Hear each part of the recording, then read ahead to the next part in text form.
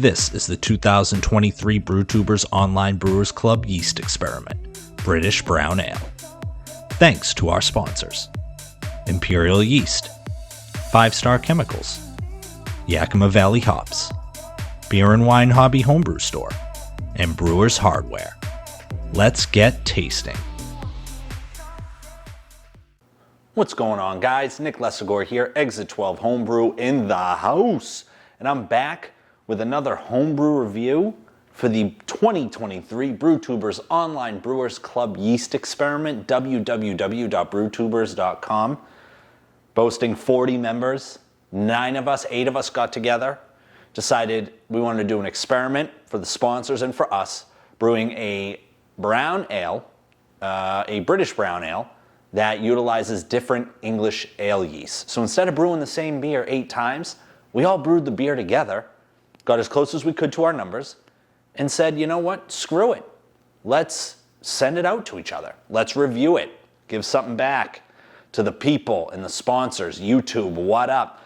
My next beer, as you can see, this awesome, as you can guess from this fantastic artwork, I don't know if you can see this or not, kabababushka, bang, mange. Can't see that, but that says CB. Chris Burgles Brewing. Oddly enough, which is so interesting, one of the great parts about being in the homebrew club is you can see trends before they happen. 8 people in this club experiment, all of them, except for Burgles, had cans. Interesting trend. I remember when I first started homebrewing, I was doing bottles all day, so very interesting. So Burgles Brewing, he has a YouTube channel. I'll link it. You check him out. Really great stuff.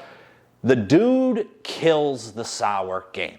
Him and Dennis in our club, Woodshed Brewing, another great brewer, awesome sours.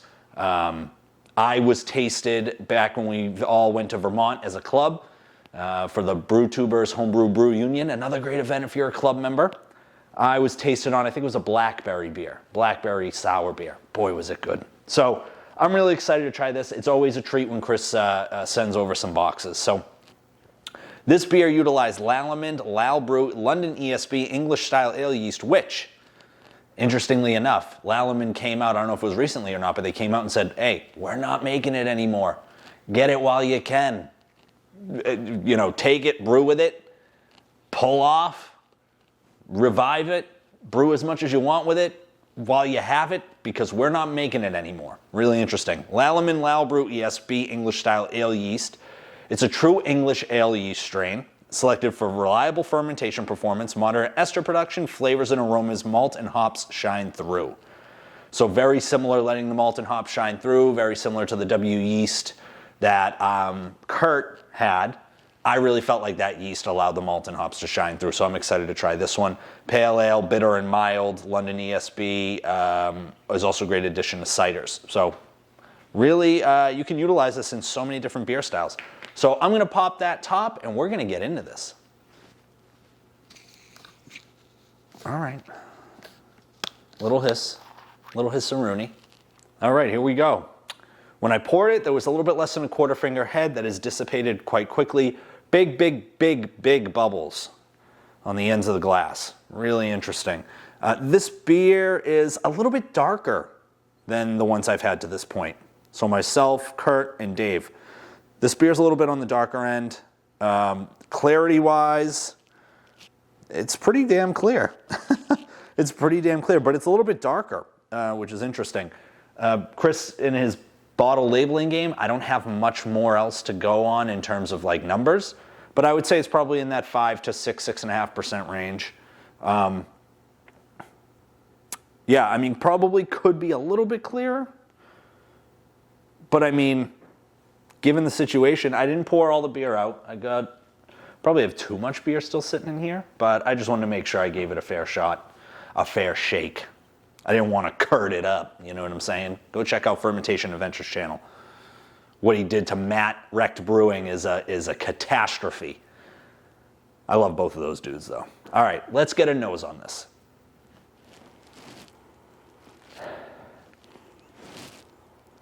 All right, so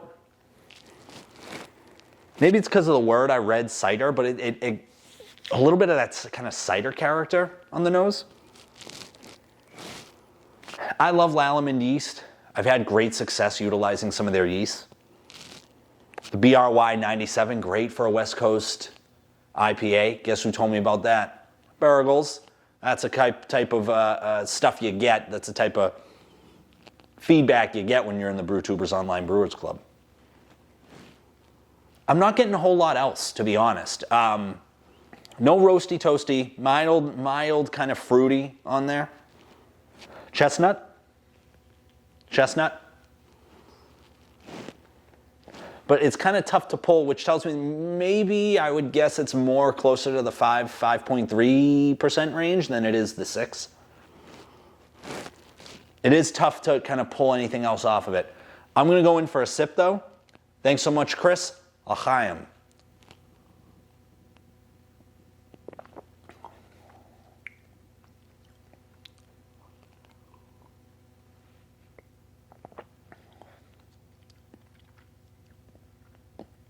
Boy, that's tough.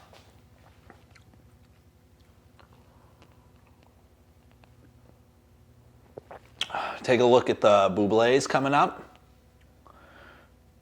I will say it could probably use a little bit more carbonation. It doesn't take away too much from the beer. Sweetness is nice on there. Almost no bitterness, which is interesting.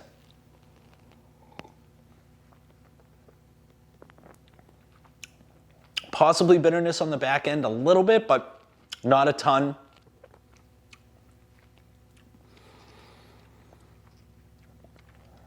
Washes off the palate quickly. It's a bit like Dave's in that it's a little more aqueous.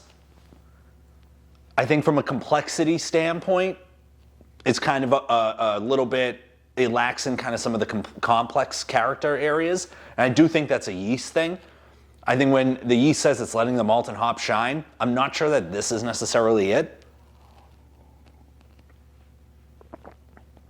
It's a solid beer, though. A solid brown ale. It has some of those kind of fruity characters. It has some of that raisin. It has some of that plum character, those darker fruit characters.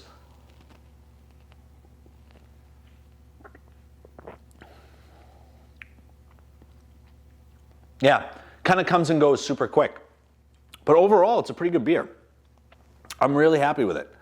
Nice, and really, I mean, there was some nice chill haze on there, but yeah, there you go. That's good. Nice and clear for sure.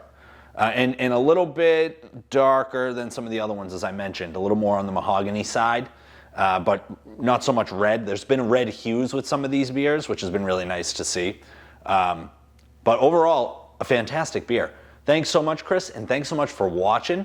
I forgot to do a little ranking. In terms of the ranking, we're going to put Chris down the bottom. We're going to go Kurt, myself, David, Big Dog Brewing, who used S something or other from Safal, and then Chris. Thanks so much for watching. Now, l'chaim.